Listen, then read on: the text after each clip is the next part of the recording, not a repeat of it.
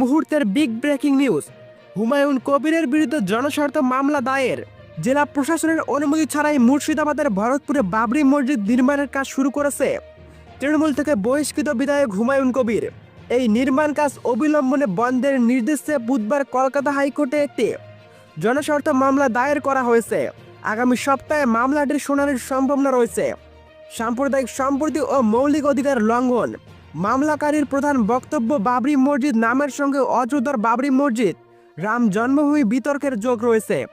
ফলে এই নির্মাণ রাজ্যের সাম্প্রদায়িক সম্প্রীতির পরিবেশ নষ্ট করতে পারে এবং সামাজিক অস্থিরতা তৈরি হতে পারে। এছাড়াও জেলা প্রশাসনের অনুমতি না নিয়ে কিভাবে এই নির্মাণ কাজ শুরু হলো তা নিয়ে প্রশ্ন তুলেছে মামলাকারীর অভিযোগ, হুমায়ুন কবিরের এই পদক্ষেপ ভারতীয় সংবিধানের 14, 21 এবং 25 নম্বর ধারায় প্রদত্ত মৌলিক অধিকার লঙ্ঘন করবে। তাই এই নির্মাণ কাজ অবিলম্বনে আদালতের স্থগিতাদেশ চাওয়া হয়েছে।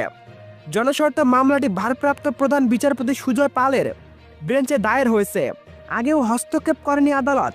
উল্লেখ্য, 6 ডিসেম্বর বাবরি মসজিদ ভাঙার দিনই এই মসজিদের ভিত্তিপ্রস্তর স্থাপন ঘিরে বিতর্কিত মন্তব্য করেছিল হুমায়ুন কবির। এই ঘটনা ঠিক আগে 4 ডিসেম্বর তাকে তৃণমূলের শীর্ষ নেতৃত্ব থেকে বহিষ্কার করা হয়।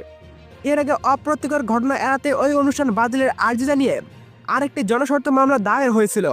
সেই মামলায় আদালত আলাদা করে হস্তক্ষেপ না করলেও রাজ্য প্রশাসনকে কড়া হাতে শান্তি শৃঙ্খলা বজায় রাখার নির্দেশ দিয়েছিল ভারপ্রাপ্ত প্রধান বিচারপতি সুজয় পাল ও বিচারপতি পার্থসারথী সেনের ডিভিশন বেঞ্চ।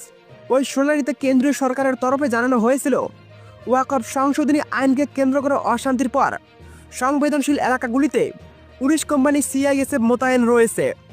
রাজ্যেও আইন শৃঙ্খলা বজায় রাখতে তৎপর বলে জানিয়েছিলেন। এরপর আদালত আর কোনো নির্দেশ দেয়নি। সেই একই বেঞ্চে এবার নতুন করে জনস্বার্থ মামলা দায়ের করা হলো। হুমায়ুন কবিরের অঙ্গীকার। বহিষ্কৃত হুমায়ুন কবির বেশ কিছুদিন ধরেই সংবাদ মাধ্যম এবং সোশ্যাল মিডিয়ায় বাবরি মসজিদ নির্মাণ নিয়ে বিতর্ক মন্তব্য করে চলেছিল। তিনি অঙ্গীকার করেন, শহীদ হতে হলেও তিনি মসজিদ নির্মাণ করবেন।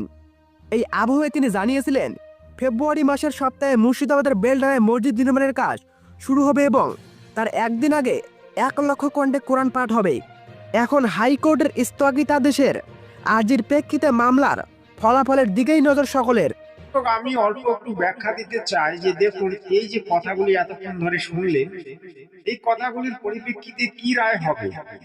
দেখুন, হুমায়ুন কবির 10টা মসজিদ বানাতে পারে, কোনো এতে হাইকোর্টেরও কোনো কিছু নেই, আর সনাতনী যারা আছে তাদেরও কিছু নেই। কিন্তু সনাতনীদের একটা আপত্তি ছিল যে বাবরি নামটা বাদ দিয়ে তুমি তৈরি করো, কিন্তু হুমায়ুন সেটা শুনছে না।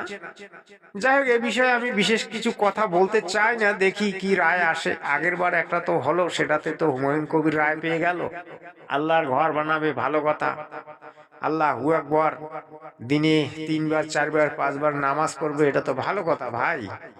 কারণ মুসলমানরা তো আল্লাহকে নিরাকার বলে, আর আমরা সনাতনীরা ভগবানকে সাকার বলি। ফারাকটা তো এই জায়গায়। তাই হুমায়ুন কবিরের কি হবে সেটা হুমায়ুন কবির জানে, আর আল্লাহু আকবরে জানে। জয় হিন্দ, বন্দে মাতরম।